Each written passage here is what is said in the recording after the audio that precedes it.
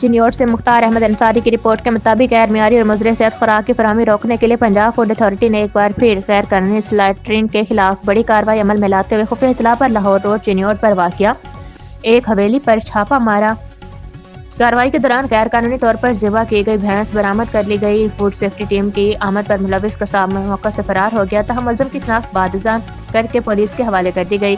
ترجمان Punjab food authority کے مطابق سلائٹرنگ کنٹرول ایکٹ 2016 کی دفعات کے تحت غیر قانونی سلائٹرنگ قابل سزا جرم ہے، جس پر ملزمان کے خلاف تھانہ صدر چنیوٹ میں مقدمہ درج کروا دیا گیا ہے۔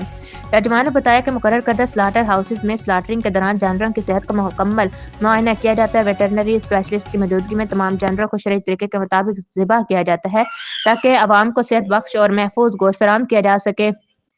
D G Punjab food authority Muhammad Asim Javed کا کہنا ہے کہ بیمار جانوروں کی غیر قانونی اور خفیہ سلائٹرنگ ایک انتہائی تشویشناک عمل ہے جو عوامی صحت کے لیے سنگین خطرہ بن سکتے ہیں۔ انہوں نے مزید کہا کہ غیر معیاری اور مشکوک خوراک کو فوڈ سپلائی چین میں شامل ہونے سے روکنے کے لیے پنجاب فوڈ اتھارٹی بھرپور اور بلا امتیاز کارروائیاں جاری رکھے ہوئے ہے۔ پنجاب فوڈ اتھارٹی نے شہریوں سے اپیل کی کہ وہ غیر قانونی سلائٹرنگ یا مضر صحت خوراک سے متعلق کسی بھی مشتبہ سرگرمی کی فوری اطلاع متعلقہ اداروں کو دیں تاکہ عوامی صحت کا تحفظ یقینی بنایا جا سکے۔